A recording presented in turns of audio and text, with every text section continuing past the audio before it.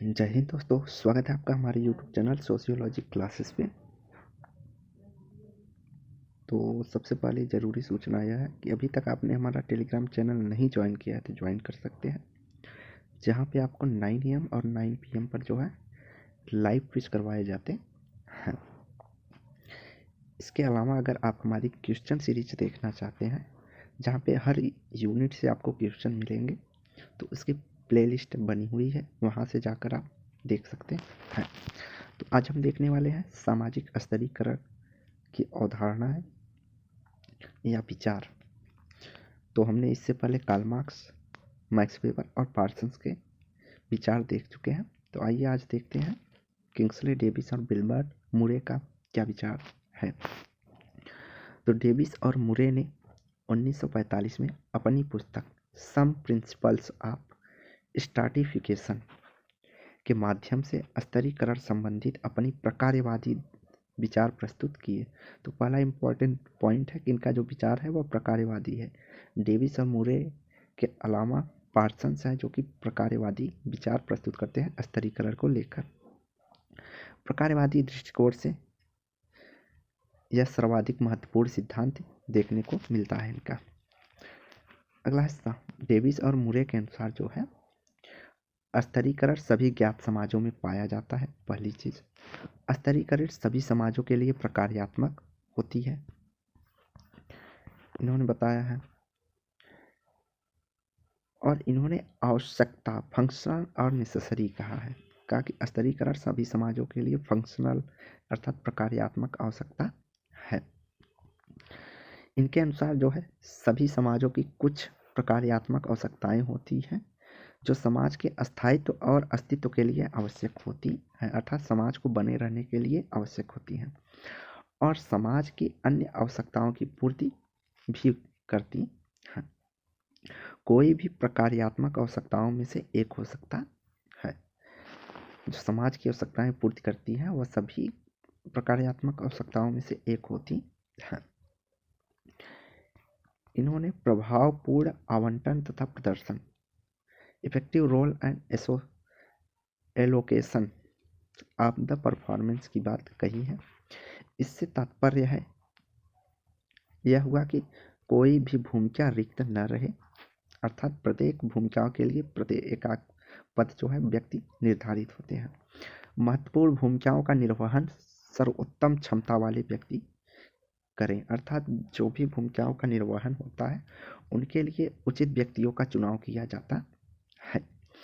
दूसरा, महत्वपूर्ण भूमिकाओं के लिए प्रभावपूर्ण प्रशिक्षण दिया जाता है, अर्थात वह लोग जो भूमिकाओं का निर्वहन करते हैं वह प्रशिक्षित होते हैं, अर्थात योग्य पद योग्य व्यक्ति के लिए होता है।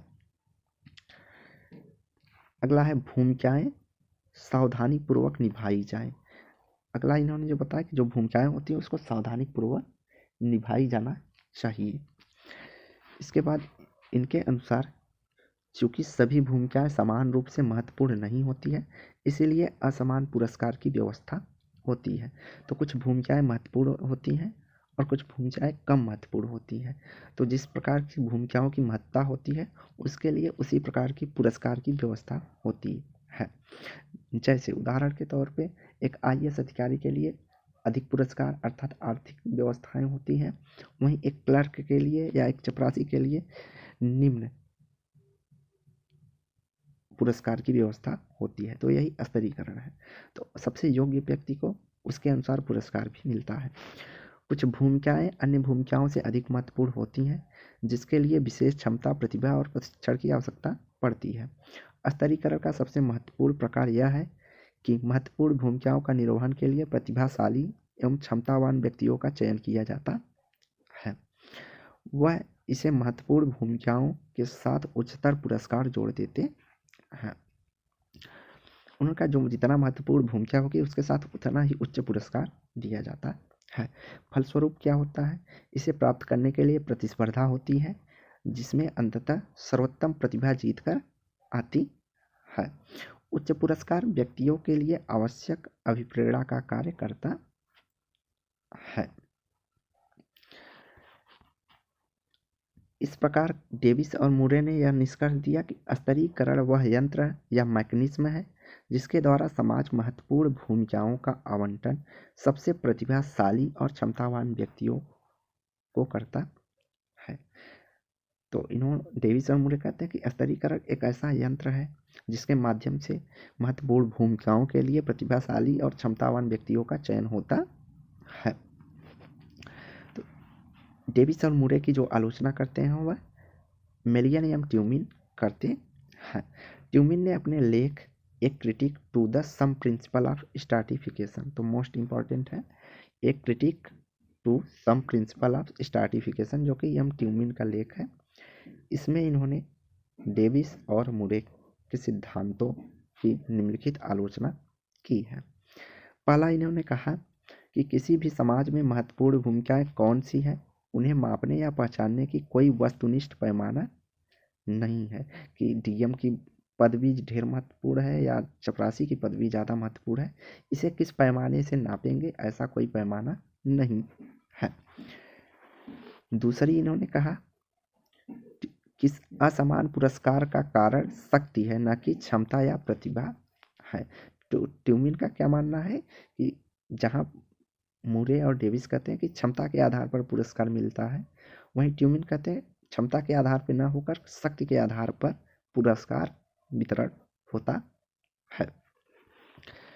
ऐसा कोई वैज्ञानिक प्रमाण नहीं है कि महत्वपूर्ण भूमिकाओं का निर्वहन के लिए अत्यंत कुशल एवं प्रतिभा संपन्न व्यक्तियों का होना आवश्यक है। तो अगली, इन्होंने कहा कि ऐसा कोई वैज्ञानिक प्रमाण नहीं मिलता कि महत्वपूर्ण भूमिकाओं के लिए कुशल और प्रतिभावान संपन्न व्यक्तियां होने आवश्यक होते हैं। अगला है, यह कहना उचित नहीं है कि स्तरीकरण के माध्यम से समाज में प्रतिस्पर्धा के लिए प्रेरित करता है। तो यह भी कहकर आलोचना की गई कि उन्होंने जो कहा कि स्तरीकरण से प्रतिस्पर्धा समाज में होती है या समाज प्रतिस्पर्धा के लिए प्रेरित होता है, यह भी गलत है।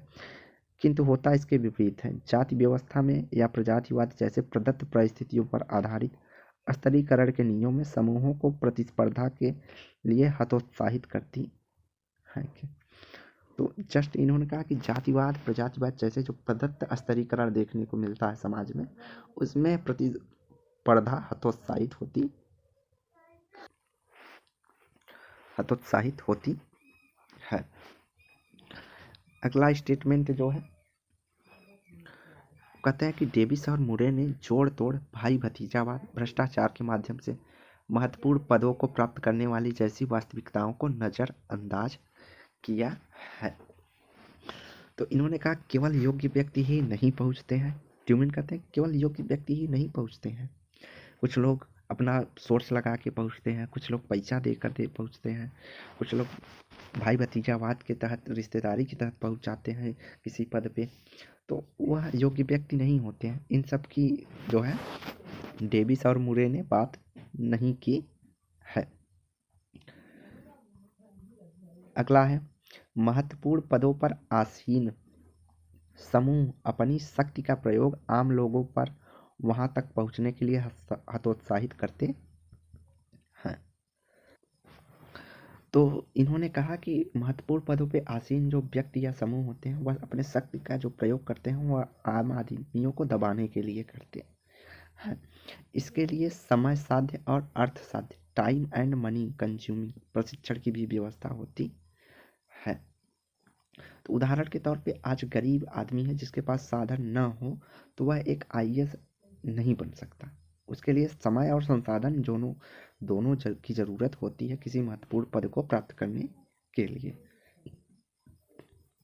अगला, ट्यूमिन ने कहा कि असमान पुरस्कार सहयोग तथा पारस्परिकता के स्थान पर व्यवस्था के प्रति अविश्वास, शक, असहिष्णुता आदि को बढ़ाने का कार्य करता है।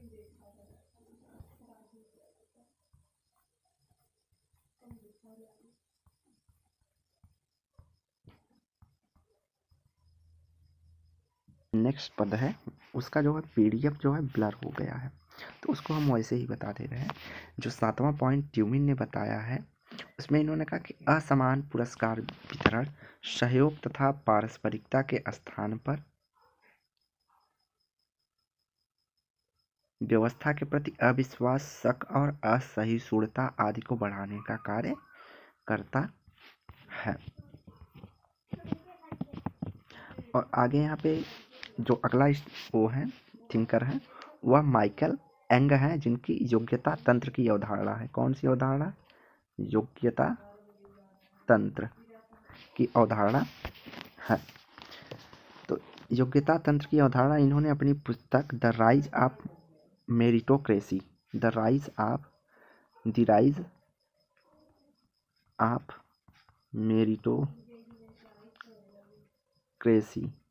मेरिटोक्रेसी में इन्होंने कहा कि ब्रिटिश समाज के भविष्य को रेखांकित करते हुए कहते हैं कि एक ऐसे समाज की परिकल्पना दी है जिसमें योग्यता और सामाजिक भूमिकाओं में पूरक और व्यवहारिक संबंध होते हैं। इन्होंने कहा कि जिसमें सबसे योग्य से प्राप्त की जा सकेगी और सभी सदस्यों को समान अवसर उपलब्ध होगा। इन्होंने कहा कि योग्यता तंत्र में क्या होगा कि सभी के लिए समान अवसर होगा और जो योग्य व्यक्ति होंगे वह उस स्थान को प्राप्त करेंगे, जिससे वह अपनी योग्यता को प्रमाणित करके एक ऐसी व्यवस्था को लाएंगे जिसे योग्यता तंत्र कहा गया है। तो अगला पॉइंट जो है वह वर्ग व्यवस्था या क्लास सिस्टम है। तो वर्ग एक आर्थिक अवधारणा है। वर्ग का निर्धारण दो आधार पर होता है, एक वस्तुनिष्ठ अर्थात संपत्ति, व्यवसाय, वेतन आदि पर, तथा दूसरा व्यक्तिनिष्ठ अर्थात संपत्ति अर्जित करने के तरीके, व्यवसाय में प्रतिष्ठा, समाज की उस व्यक्ति के जीवन शैली आदि को लेकर जो धारणाएं आदि होती हैं। स्तरीकरण के सिद्धांत में मार्क्स तथा वेबर के वर्ग संबंधी विचार को हम पहले ही जान चुके हैं, जहां मार्क्स ने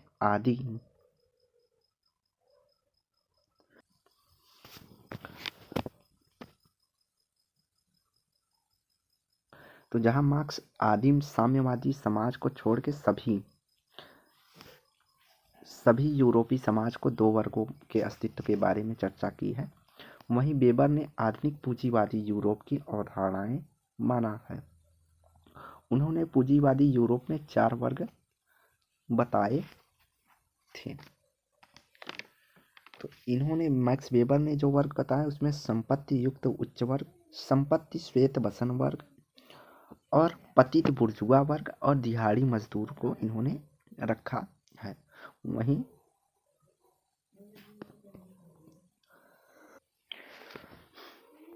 जो कार्ल मार्क्स बात करते हैं तो एक का उत्पादन पे जिनका संचित और वंचित वर्ग की चर्चा की, जिसका उत्पादन के साधनों पर कंट्रोल होता है और वह जिसका उत्पादन के साधनों पर कंट्रोल नहीं रहता है। आगे है डब्ल्यू लॉयड वार्नर के विचार। तो डब्ल्यू लॉयड वार्नर ने ख्याति सूचक उपागम की चर्चा की है, रेपिटेशनल अप्रोच की चर्चा की है। इन्होंने Yankee city new England America के यांकी सिटी का अध्ययन किया था अपनी पुस्तक the social life of a modern community. तो इनकी जो पुस्तक रही है the social life a modern community में इन्होंने 6 वर्गों की चर्चा की है। 6 वर्ग इस प्रकार हैं कि उच्च वर्ग, उच्च निम्न वर्ग, मध्यम उच्च वर्ग, मध्यम निम्न वर्ग, निम्न उच्च वर्ग और निम्न निम्न वर्ग की इन्होंने चर्चा की है। तो ख्याति सूचक उपागम से तात्पर्य यह है वह दृष्टिकोण जिसमें वर्ग का निर्धारण इस आधार पर होता है कि व्यक्ति स्वयं को किस वर्ग में रखता है तथा उसे लोग किस वर्ग में मानते हैं। जैसे उदाहरण के तौर पर एक सड़क के किनारे चाय बेचने वाला हो सकता है वह 20,000 रुपये प्रतिमाह कमाता हो, परंतु उससे पूछा जाएगा तो वह अपने आप को किस वर्ग में मानता है कि वह निम्न वर्ग में मानेगा अपने आप को।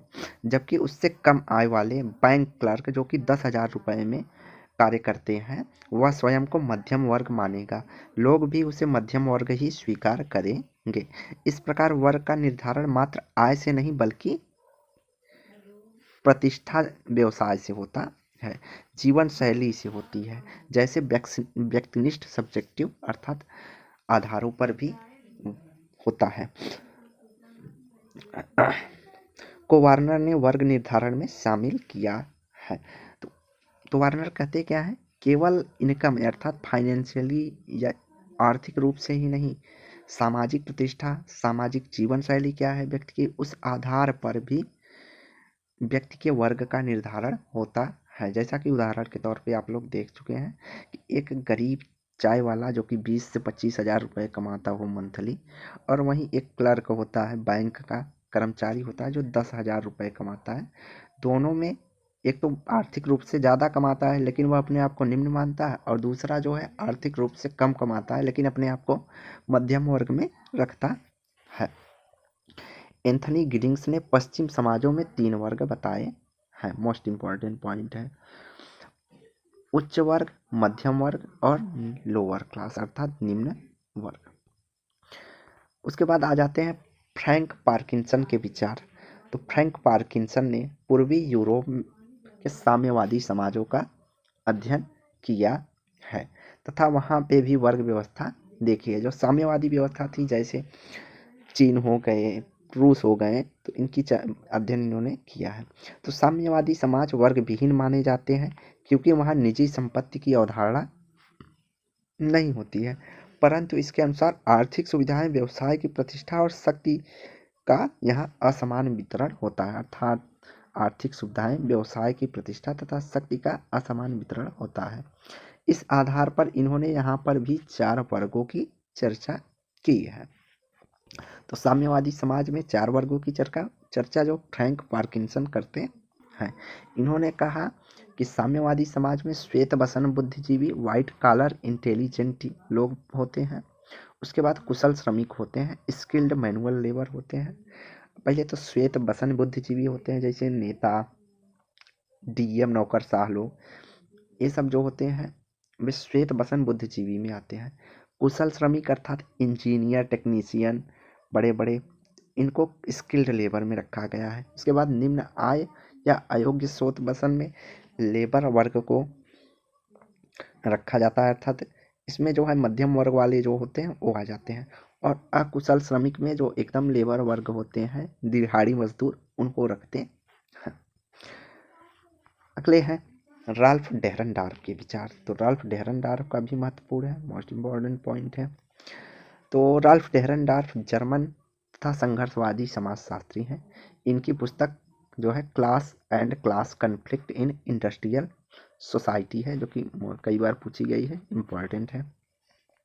में मार्क्स के वर्ग संघर्ष की अवधारणा का परीक्षण किया है और उसे अप्रासंगिक माना है। अर्थात इन्होंने मार्क्स को पढ़ा, उसकी आलोचना की और उसे अप्रासंगिक माना, उसकी कमियों को उजागर किया। इनके अनुसार औद्योगिक श्रमिक वर्ग निरंतर विजातीय होता रहता है, हेटेरोजीनियस होता रहता है। इसका मुख्य कारण है कि अधिकाधिक तकनीक और उपकरणों का प्रयोग हो रहा है।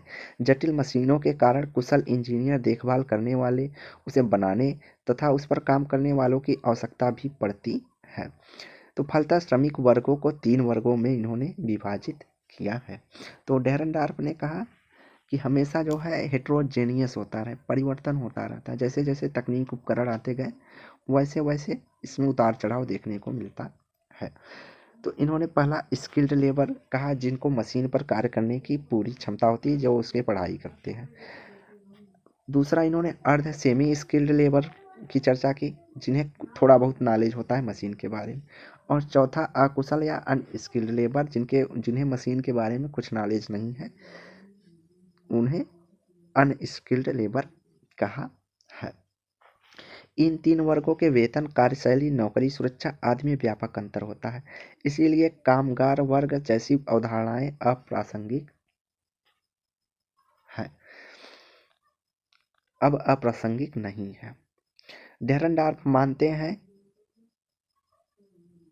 कि व्यावसायिक गतिशीलता तथा विजातीयता के कारण न तो श्रमिकों का ध्रुवीकरण होगा और न ही क्रांति होगी। तो जहाँ मार्क्स कहते हैं कि श्रमिकों का ध्रुवीकरण होगा, अर्थात श्रमिक एक जगह इकट्ठा होंगे और उनमें चेतना का भाव आएगा, वो क्रांति करेंगे, पूंजीवाद को उखाड़ फेंकेंगे। वहीं डेरनडार्फ करते हैं कि जो मजदूर वर्ग है उसमें भी कई श्रेणियां देखने को मिलती हैं, जिस कारण से उनमें भिन्नता देखने को मिलेगी और श्रमिकों का ध्रुवीकरण नहीं होगा और न ही क्रांति होगी। उनमें खुद में जैसे मजदूर वर्ग या कामगार वर्ग में भी कई वर्ग बन जाएंगे। एक कुशल को स्किल्ड मजदूर का वर्ग होगा, एक अर्ध कुशल लोगों का वर्ग हो जाएगा, एक अकुशल वर्ग हो जाएगा। तो इसलिए क्रांति की संभावना बिल्कुल खत्म है। अगले हैं थिंकर गोल्डथ्रोप एंड लॉकवुड की संभ्रांत श्रमिक की अवधारणा, एफ्लुएंट वर्कर की अवधारणा।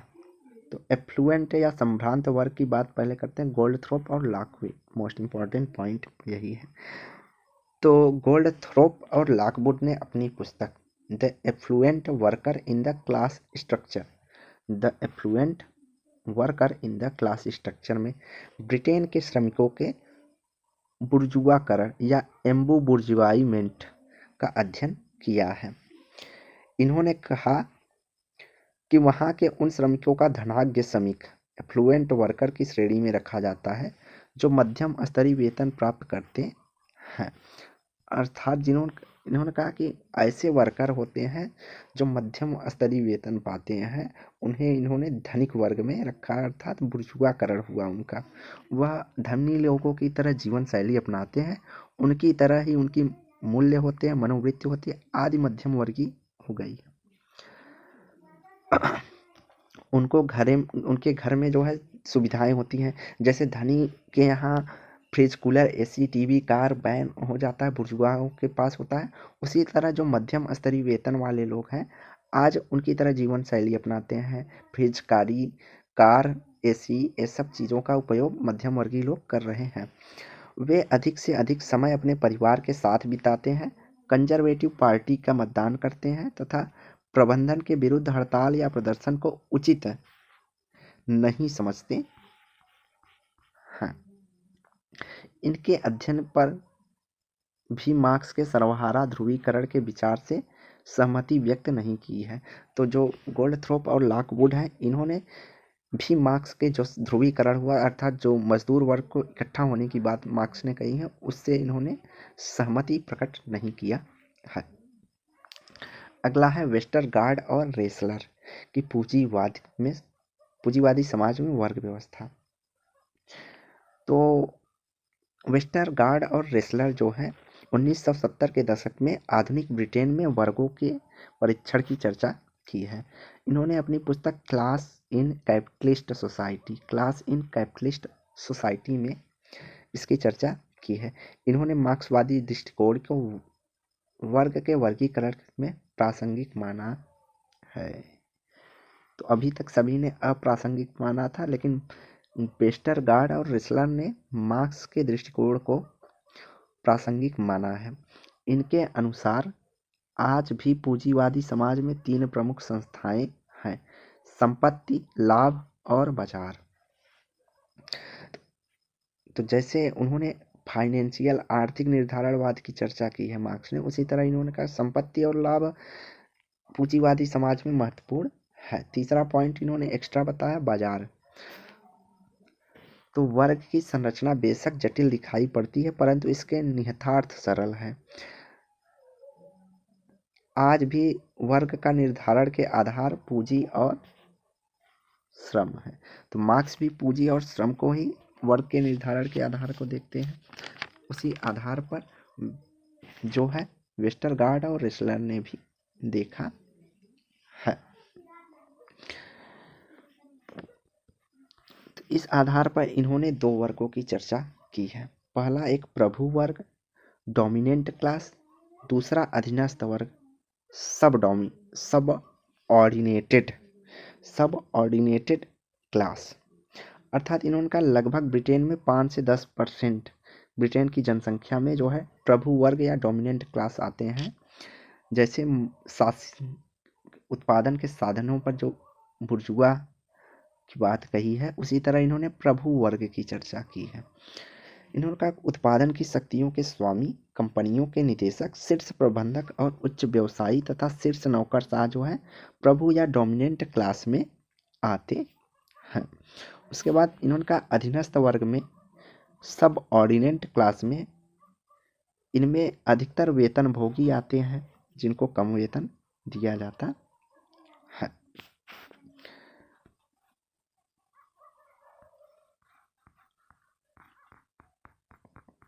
तो आज की वीडियो जो है हम यहीं समाप्त करते हैं। वीडियो को लाइक एंड शेयर कीजिए, चैनल को सब्सक्राइब कीजिए। धन्यवाद। इसके आगे का भाग हम नेक्स्ट वीडियो में देखेंगे, जिसमें आपको हम भारत में वर्ग व्यवस्था के बारे में, जो भी विचारक हैं उनके बारे में भी देखेंगे। तो वीडियो को लाइक एंड शेयर कीजिए, चैनल को सब्सक्राइब कीजिए। धन्यवाद।